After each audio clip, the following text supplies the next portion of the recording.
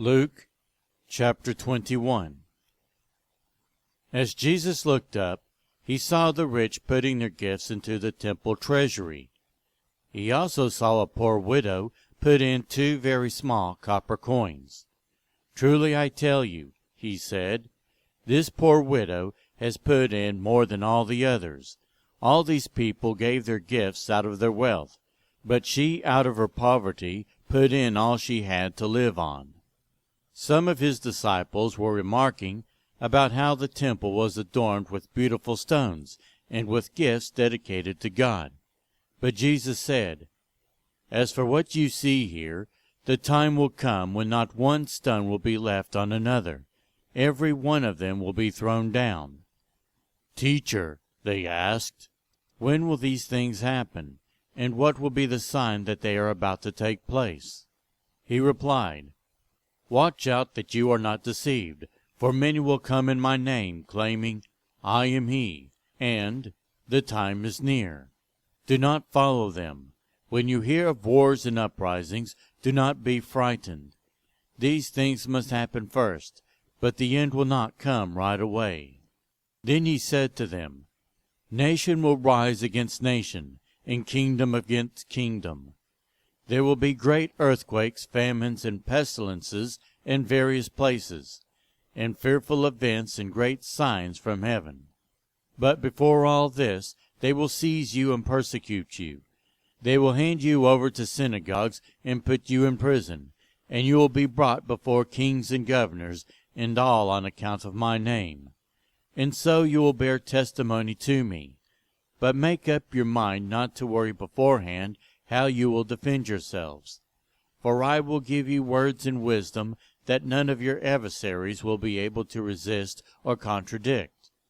You will be betrayed even by parents, brothers and sisters, relatives and friends, and they will put some of you to death.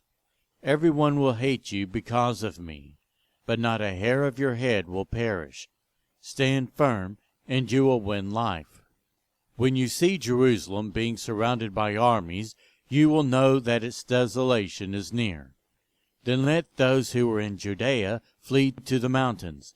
Let those in the city go out, and let those in the country not enter the city. For this is the time of punishment and fulfillment of all that has been written. How dreadful it will be in those days for pregnant women and nursing mothers! There will be great distress in the land, and wrath against this people. They will fall by the sword, and will be taken as prisoners to all the nations. Jerusalem will be trampled on by the Gentiles until the times of the Gentiles are fulfilled. There will be signs in the sun, moon, and stars.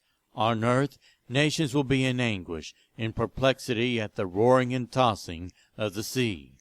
People will faint from terror, apprehensive of what is coming on the world, for the heavenly bodies will be shaken. At that time they will see the Son of Man coming in a cloud with power and great glory. When these things begin to take place, stand up and lift your heads, because your redemption is drawing near." He told them this parable: "Look at the fig tree and all the trees. When they sprout leaves, you can see for yourselves and know that summer is near. Even so, when you see these things happening, you know that the kingdom of God is near. Truly I tell you, this generation will certainly not pass away until all these things have happened. Heaven and earth will pass away, but my words will never pass away. Be careful, or your hearts will be weighed down with carousing, drunkenness, and the anxieties of life. And that day will close on you suddenly like a trap, for it will come on all those who live on the face of the whole earth. Be always on the watch, and pray that you may be able to escape all that is about to happen, and that you may be able to stand before the Son of Man."